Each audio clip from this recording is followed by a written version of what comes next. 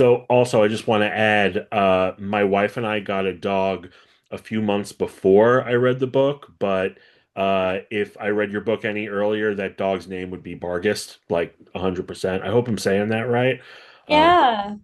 yeah, Oh, what name did you go with? Phantom, I because love Phantom's great. yeah, he's a little multi-poo, and like part of his face is it's like an Oreo cookie. He's white, but like this part is black, so it's like Phantom of the Opera, so it works. That's so cute. Oh, congrats. Thank you. But yeah, I know I guess you're winding down the publicity tour for American Rapture, and I believe you're working on your next book. But just to create a baseline, can you tell me about your childhood? You grew up in Texas, right? And I'm imagining that that informed a little bit of Sophie's character, or maybe that's a little far-reaching. You tell me. Yeah, for sure. I grew up in Texas. And then I ended up moving to the Northeast in high school. So I did high school in Massachusetts and Manhattan. All Um, right. so a little bit of everything. And then I stayed in New York until like 6 years ago, and now I'm in California. So all the edges of the country. Um, I grew up pretty Catholic. I grew up in the church a lot, but I did not go to Catholic school like Sophie, and I wasn't as sheltered by any means as Sophie is in the book. And so when I was writing the book, I wanted it to be like a middle of the country state, but I wanted some separation from my life since already, there was kind of a world of difference. So I picked one of my favorite states, which is Wisconsin. Nice. Um, yeah, it's interesting. I want to just go back to Sophie just for a second because for us secular sinners, we kind of look at the homeschool kids and we see them a certain way, even though Sophie isn't homeschooled. But I'm wondering how are you able to create such a balance of like she's sheltered, but she still lives in our world. Like she's exposed to the outside world, but like she's not drinking the same Kool-Aid as her parents. I mean, it's kind of like shockingly common, right? Like because now like anybody can homeschool their kids, and we have all these smaller communities in America. I mean, really like it's kind of incredible the way that um the diversity of ways that we can grow up in this country. And I think until you really leave your parents' home, like you're really kind of like subject to whatever world they want to create for you and teach you. And yeah, it was interesting. I mean, I started this book when I was really young, I think very young, which was like my early 20s. And it took me like 10 years to finish. So it Wow. was nice because I think I was able to kind of like really tap into like what it felt like to be a teenager. And even though I was less sheltered, like a lot of that stuff was still really there. So uh, in terms of the sin, shame, guilt spirals, and a lot of the fears and a lot of the uncertainties, like any teenager. So it was cool that I started it then because I think I gave Sophie's voice to her then, and then I think I had to be more of an adult, if I am even an adult now, to finish it because it was really, there are some adult characters who are really kind of big in the book and have a lot to say also. And I just have to ask, and apologies if you've said this before, but 10 years, my God. I I mean, know. I'd imagine, you remember when it was still like, a sparkle in your eye. But like, aside from like the usual path that a book takes from an initial idea to getting made, what were the like stops and starts along the way? Did you like put it down and pick it up at different times or Yeah, it was a messy, weird journey. So I started this book when I was in my last semester of undergrad. I did not intend to be a writer. I didn't want to be, I wasn't trying to be. I thought I would be a career academic. I was doing medieval studies. oh wow. And I just had like an open elective and took a writing class. And at the time, I thought this book was going to be like a YA dystopian kind of book because that was the kind of stuff I was reading. Mhm. And unbeknownst to me, when I graduated, my professor like sent those early pages to his editor and agent, and they both requested a full manuscript. And like I had just graduated, I was going to take a year off and not do anything with my brain before going back to school. And I was like, okay, well, maybe I'll try. I don't know. So I cranked out like the world's worst draft of anything in 2 months. Like it was so bad. But I sent it to them, nothing happened. Actually, I think they were kind of like, one of them was kind of like down to move forward if I made some changes, but I was young. I didn't know anything. And I was about to go do a long 6 month hike. And, but I couldn't get it out of my head, like how fun it was to work on it. And how much I liked those 2 months where I kind of did nothing except go to my job at the time and then come home and write this book. And so I thought, what if I go back to school, but I do it for writing instead? And for like the hell of it, I applied to writing programs 3 times, didn't get in anywhere the first 2 times, ended up getting into Columbia, went to Columbia, and a professor said to me, "You are a horror author." And I was like, "No, I'm not. I've never read horror." And he said, "Every story you've ever handed in is horror." So I started reading like Stephen King and getting an education. At that time, I was probably 24. Um, and then I wrote another book, a vampire trucker novel that nothing's happened with. And then I went back to American Rapture and rewrote it like 15 times from the ground up. And then still nothing sold for a lot of years. And then I wrote Maeve, and then now here we are. Wow. So your second book was like your first book, and Yeah. and it was this whole. So hold on, I'm coming at you Sorry. from. No, no, no, no. This is great. You know, Long story long.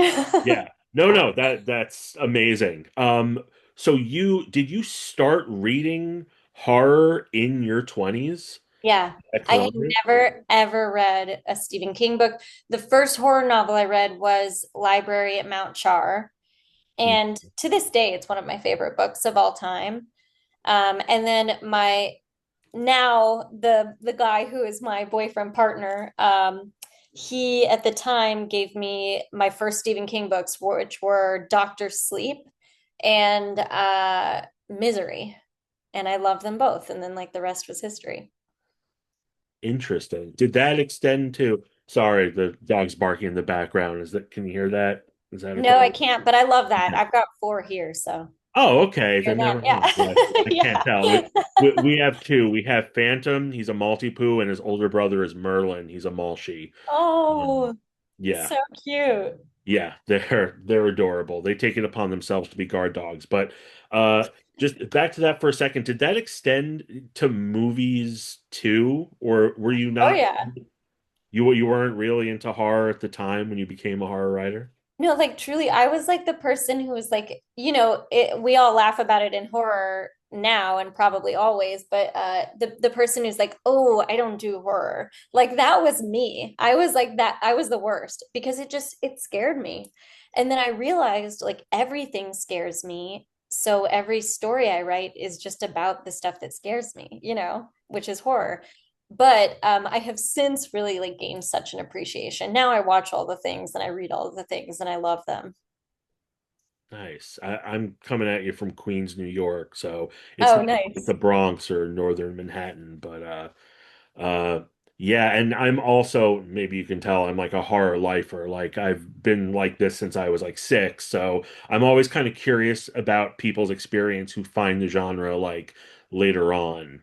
Uh I think it's what people don't realize, and this is what I kind of how I engage with folks who say they're like not interested in it now is like, I think people have an idea of what horror is, and it's typically like slashers, is what people have in mind. But it's such a broad umbrella. Like there's really complicated grief horror. There are slashers, and slashers even can be quite interesting and fun and nuanced and like varied. And I mean there are just a million kinds, and I think understanding that and really looking at the fact that it's a genre that kind of looks death in the eye, I kind of think there's nothing better, is how I feel now.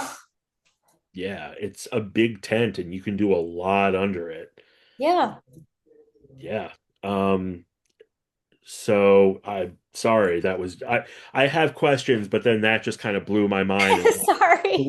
no, no, no, no, that's great. I'm like 24, 25, and like not in like a gatekeepy way, but I'm just like it's nice to know that someone who's, matured a little bit past the point when most people have discovered this stuff can discover it later and be like, oh yeah, this is great.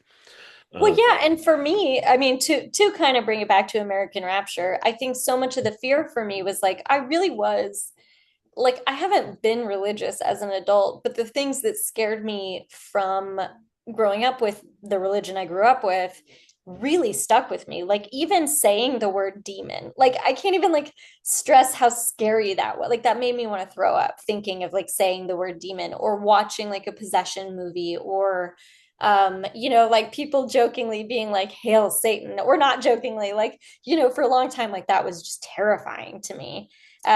This morning I actually went to a horror themed workout class here where everybody yelled it. So yeah, we, but I think sometimes, it takes a long time to sort of outgrow whatever your upbringing is, or to sort of like realize like things are or aren't that serious, and you can kind of explore darkness because it exists, and or doesn't exist. I don't know. Like it's all.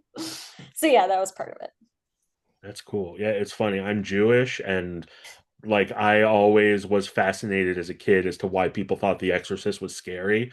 Like it's a How great nice. movie. That's lovely. Yeah, it's a great movie, but I'm just like I wasn't there's a disconnect because I wasn't like raised in this, but But they say Jewish and Catholic is like we get the guilt. I my wife it was raised Catholic and I always joke like, what's stronger, hers or mine? It fluctuates. It's back and forth. It's But yeah, shared. We can share it together. yeah. We can share in our trauma. Um, but so obviously going into this, I knew that the book is about, this sort of viral outbreak. But from reading the beginning of it, I felt like it really could have gone anywhere. Like when I got to the part where Sophie's mom is telling her the story of when she was younger, I was like gobsmacked. Like it was just like based on the synopsis, I figured maybe we weren't going to be seeing a lot of the parents, but I was like, this is this seems like a character who's presented to be minor, but still has like a reservoir of life beneath them, and I was just so sort of struck by that. I mean, a lot of people would say, maybe not a lot, but maybe editors or someone would be like, enough of that, get to the zombies. But like you take your time and you build a world. And can you tell me about that foundation before you had the jumping off point? Yeah, I mean, I do get criticized by some readers for having slow starts to my books, but I personally like aesthetically like a long build up to chaos, as long as you kind of like the promise is there that it's really going to come. Yeah, and it's not slow. I just want to state that, but it's just like Thank you. that really like that story was like haunting me way before we even got to the sex zombies. But sorry, go on. I ended up uh filling out all of the adult characters later on in the book. So that scene with the mom was different early on. And I think, again, it was like, you can't really be 21 and know how to write a woman in the world who's a mother. I'm not a mother, I don't, even then it's kind of like I can only really do my best. But uh I enjoyed fleshing out the adult characters in this and giving them their perspectives. And I feel so sad for her mom because she just can't get out from under this kind of like really not very useful set of ideals and strictures. And there's actually the very last thing I added to the book, the very last thing was there's a scene later in the book in a hotel where one of the adults is talking to Sophie, the character Cleo, and everything she says there is the very last thing I added. And I just think it's, yeah, it was like I couldn't have written it younger. It's like I was figuring it out as I was going, kind of. Yeah, and that worked out because it is a much fuller book because of that. Just going back to the genre itself just for a little bit. Um, this is, I guess, like the elevator pitch would be an infected person book, or they're not zombies, but it's like, viral outbreak turns people ravenous. It's a genre that has been well trod before, and especially in a post Walking Dead world where like that has taken over Comic Con. It's come and kind of gone a little bit, but it's still like zombies are on everyone's mind. So how do you differentiate your quote unquote zombie book? Well, I knew I wanted them to be fast. Like, I don't like the slow zombies. And I'm gonna sound like so annoying, but I think zombies are just so gross that I don't really like what consuming zombie things always. I don't know, that just the decay of it is like horrifying to me, especially like when like I can't watch The Last of Us. It's like anything with like the sporer as they now say. Fungal things really freak me out.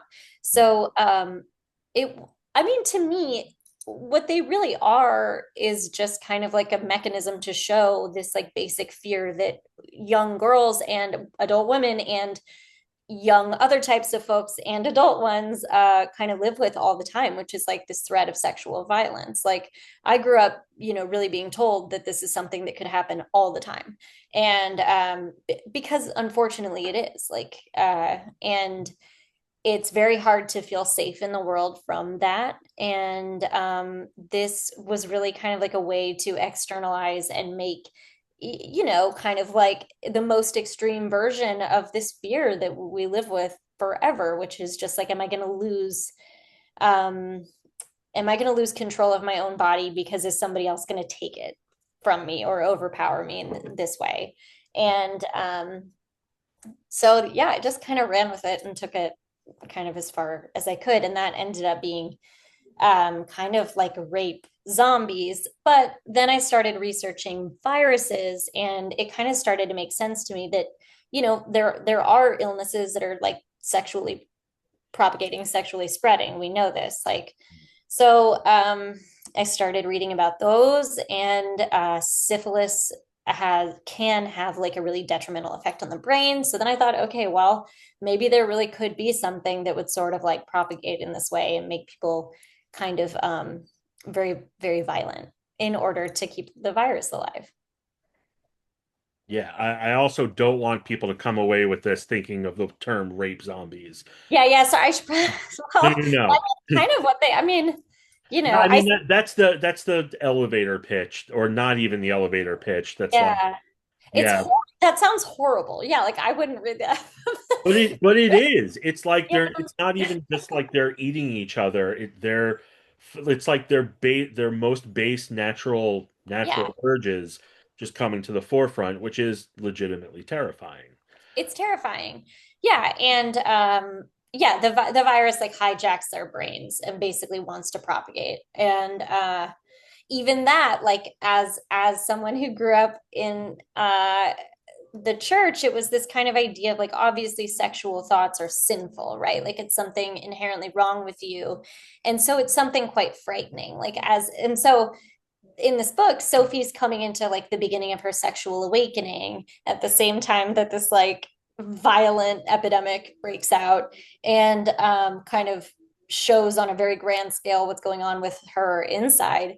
But every sexual thought she has, or sexual question or feeling, is like terrifying because she's like, there's something wrong with me. Am I sick? Like, am I like, is desire like an illness? And so, so it's all just one big goofy metaphor. But it works. And I don't know. Have you are did you watch The Simpsons growing up, or are you No. okay? So there's I talk a lot in Simpsons quotes and ideas, but there's an episode where Bart and his friends are like going on like a mission, and Bart says to the friends like, okay, you're the muscle, you're the tech guy, and you're the quiet religious guy who's gonna go crazy. And that's kind of a tropey thing, like in Yeah. movies and media. The one guy who's like, "Oh my God, no, we're not going to do it," and they just like open the door and all the zombies come in. And I kind of got the feeling that like, not that you're writing in tropes, but almost like the story's being told from the point of view of Sophie, who like I'm reading it and I'm like, is she, minor spoilers, is she gonna join them? Like, is she gonna put on the red robe at some point? Like, because there's a version of the story where that very well could happen. Yeah. It's the one That would with have been though. scary. Yeah, That but I would have done was that. that ever on your mind? Because, like, in as the world's melting down, like you can kind of see someone like that trying to find something a little familiar. You know, no. And I'm kind of kicking myself because I'm like, that would have been so smart to do it that way. I No, I No, I disagree. actually think that no, it's really nobody else has ever asked me that. And I've been doing I'm about to do my third American Rapture tour because I did US and Europe, and now we're doing like a paperback one. And yeah, no one's ever asked me that. So that's a very good question. Well, thank you. Well, I mean, it would be a lot sadder, but it's like this, even though she's surrounded by people the whole book, you really feel her isolation. And it's interesting because like Marrow feels like it almost like an action movie hero. And Yeah. Sophie's like the girl he's like taking care of. And you have Cleo, his like, kind of becomes his partner, and Ben, like the little kid. Like it's almost, you could see this as a horror movie setup, but you couch it in this point of view that makes it really, really unique. I mean, honestly, I I knew in the beginning when she's trying on clothes and they're tight that like, oh, her parents like, they just want to keep her in kid clothes, but I never clocked that she was beautiful and they were trying to suppress that. I think people got there faster than I did on that one. Yeah, it's funny. When when I was editing this book, it kept getting flagged that, because Sophie is like looking at everybody else and being like, oh, they're kind of beautiful, and like kind of like, do I have a feeling about that? Do I have a reaction to that? Whatever, and monitoring all the time. But it got flagged how many times I said every character was so beautiful. So it actually got to a point where we had to strip it all back, which is just a sidebar story. But yeah. No, but it rings true to her character. And I was wondering, this is not a YA book, I don't think, but like, No way. not at all. But like, there is some with her, and I don't want to ruin it, but there is a possible like romantic like entanglement. And I was wondering, did anyone ever, as you're writing it, pressure you to be like, no, make a love triangle, make it about like them specifically, or like let that be your hook? Because you didn't do that, but I can imagine people trying to convince you of. Yeah, I mean, it seems like if it were YA, like I would probably lean more into that with a couple of the characters. But no, I mean, I've gotten so lucky. So my editor at Nightfire, Kelly Lonesome, she is like so brilliant. She gives amazing notes, and in general, like she really just like wants it to be what the author wants it to be. At least that's been my experience. And so it's so collaborative, and it's really like it's these really cool discussions. And you haven't read Maeve, but every book I write does have like a romance subplot so far. Maeve does. Everybody jokes that Maeve is like a hockey romance, which is like a whole book talk thing. And then Headlights, my third book, has a heavy romance too. So it's all, I don't know. I like books that are a little bit of everything, Like I think I don't think any just because it's within one genre that I need to stick there. Like I like to think of it like a color palette. I kind of want a little bit of every color in a book, even if it's overwhelmingly kind of like a dark book, if that makes sense. Because that's life. Like life is variety. Life is every kind of relationship and experience. Yeah, it's not just one thing, and all the little pieces add up to something bigger. Yeah. And is Headlights the one that's cannibals and ghosts? Yeah. That okay. Uh, Before we get to the end, is there anything you can share about that one? Yeah, I think like I'm allowed to talk about it. The only thing we don't have the cover yet, but it's in the works. Yeah, it's kind of a tortured detective is about to leave once and for all and gets a message that the killer he couldn't catch for a long time is back. And the killings are basically people waking up on the side of the highway many miles from where they started, naked and wearing the skin of someone they've never met, and they have no memory of what happened. And they all have a hair tied around their tongues. Wow. And yeah, so yeah, I think it's a little taste. Okay, I'm looking forward to it. Um, that would have been a good place to end. But before that, I just want to talk about the ending of American Rapture and full spoilers. Yeah. We'll mark it off somehow. Um, I look, you're just gonna have to accept a lot of compliments from me because I love the shit out of this book. But that ending, like that last line, made me cackle. Like I just imagined like a smash to black. I even knew like what song in my head would be playing. What did you hear? Save Yourself, I'll Hold Them Back by My Chemical Romance. Incredible. Yeah, Incredible. yeah, yeah, big fan of theirs. But like, it's just I want to. Okay. To me, to me, I know maybe it's meant to be a little bit ambiguous or maybe a lot ambiguous.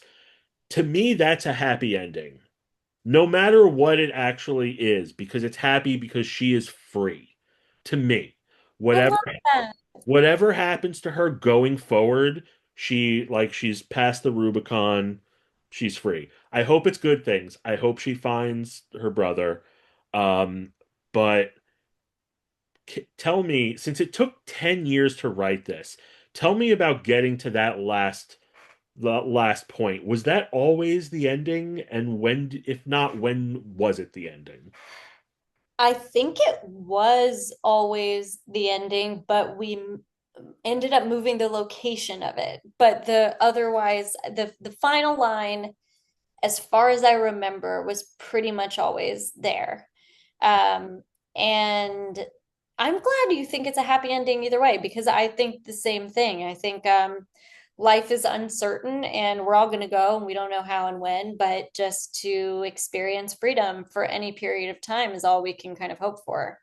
And yeah, it was very emotional though, like writing, it felt emotional. And it's interesting to hear how readers view it. Like some people are really convinced that it's one way, and some people are really convinced that it's the other way. And I'm like, well, I don't know. Like, um, I don't have plans for a sequel. However, Mhm. someone suggested somewhere along the way, or actually, like a lot of readers have said this, like asking for a Noah perspective book.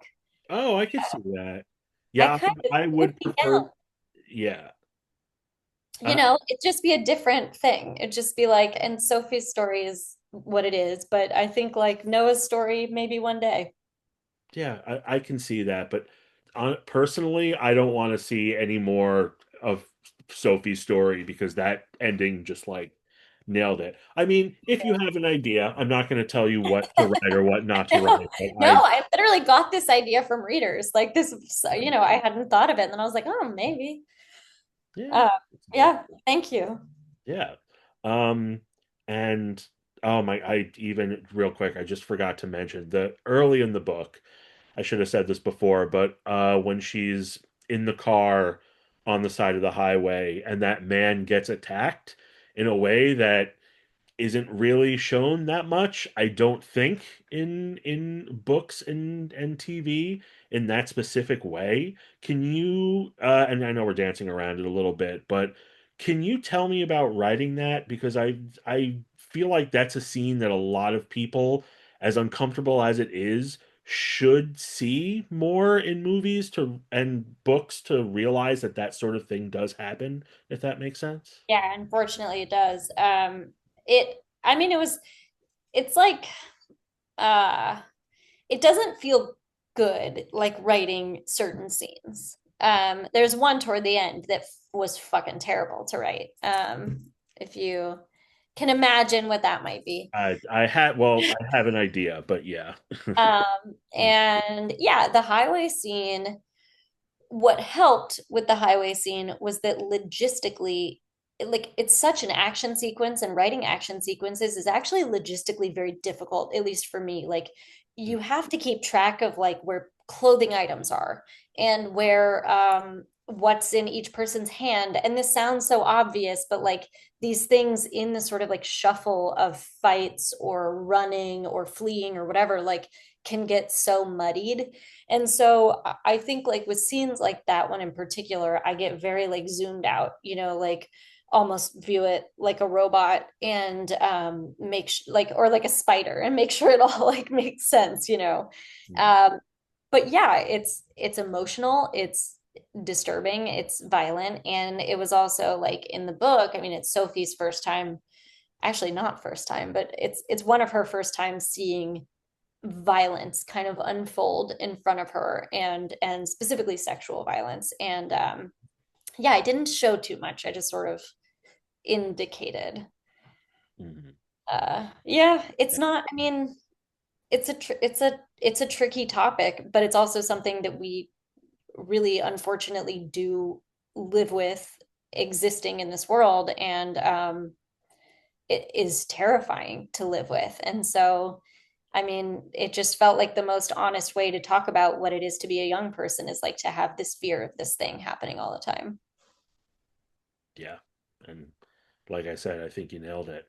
And that's about all I got for you. But aside from headlights, is there anything else you'd like to plug? Anything you have coming up?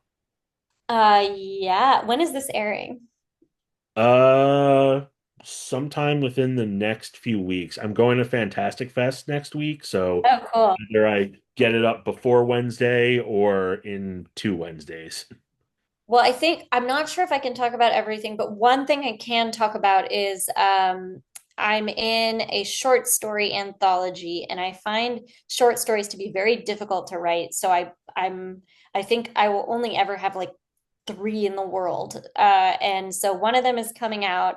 It's called Fever Dreams, and my story is called Midnight Disease, and it's about my personal thoughts on motherhood. So um, it's a wild one, and it's my only story I've ever written, not story or book, not set in America. So it's my only international one. Cool. Looking forward to it. So, yeah, CJ Lead, thanks for stopping by. Appreciate it. Thank you.